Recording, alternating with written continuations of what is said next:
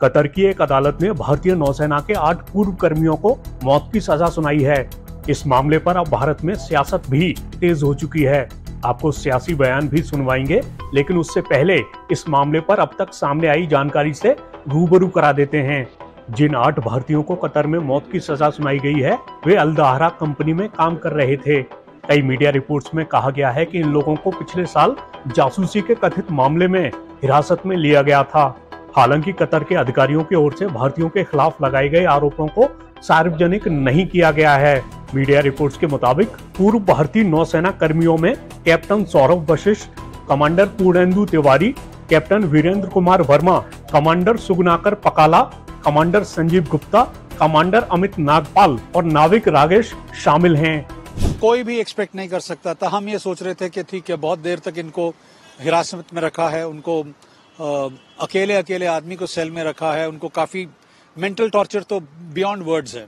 इतना अगर आप 12-14 महीने किसी को एक काल कोठरी में डाल देंगे, it is equivalent to a काल कोठरी।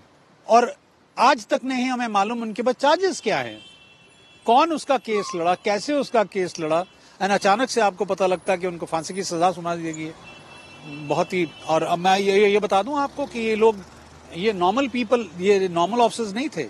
ये सारे नेवी से पूरी नौकरी करके गए हैं अपनी, और उसके बाद जाके उनकी डिफेंस फोर्सेस को ट्रेनिंग दे रहे थे। ऐसा क्या हो गया जो अचानक से सीधा ही कैपिटल पनिशमेंट, फांसी की सजा सुनाना? उन्होंने कोई कत्ल किया है, वहां पर कोई मर्डर किया है, मतलब कुछ तो होना चाहिए, कोई जस्टिस तो होना चाहिए। न्याय कहां मिलेगा? कौन से दरवाजे पे खड़काएंगे? अब ये डायरेक्ट फांसी।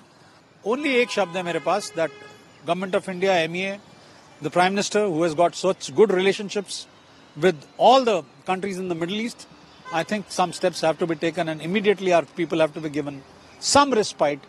कोई उनको कुछ तो करके उनको निकाला जाए। 8 भारतीयों को मौत की सजा सुनाई जाने पर भारत ने कहा है कि वो इस फैसले से बेहद हैरान है और सभी कानूनी विकल्पों पर विचार कर रहा है। विदेश मंत्रालय ने एक बयान में कहा है, हम इस मामले को बहुत अहमियत दे रहे हैं और इस पर बारीकी से नजर रख रहे हैं। हम सभी तरह की राजनयिक और कानूनी सहायता देना जारी रखेंगे। हम फैसले को कतर की अथॉरिटीज के सामने उठाएंगे। बयान में कहा गया है कि इस मामले में कार्रवाई की गोपनीयता के चलते फिलहाल कोई और टिप्पणी करना उचित नहीं होगा। चलिए अब आपको इस मामले पर हो रही सियासत को दिखा देते हैं। कतर से इतने पुराने और अच्छे रिश्ते हैं भारत के, वहां के बादशाह से क्यों नहीं बात की मोदी जी ने?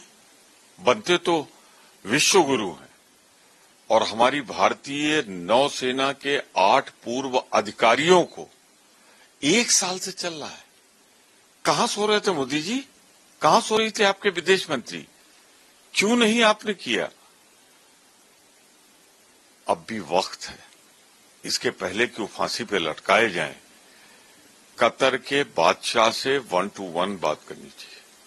कूटनीतिक स्तर पर, राजनीतिक स्तर पर अगर जरूरत पड़े तो आसपास के देशों से संपर्क करके दबाव डाला जाना चाहिए कि उनको हर हाल में फांसी न हो।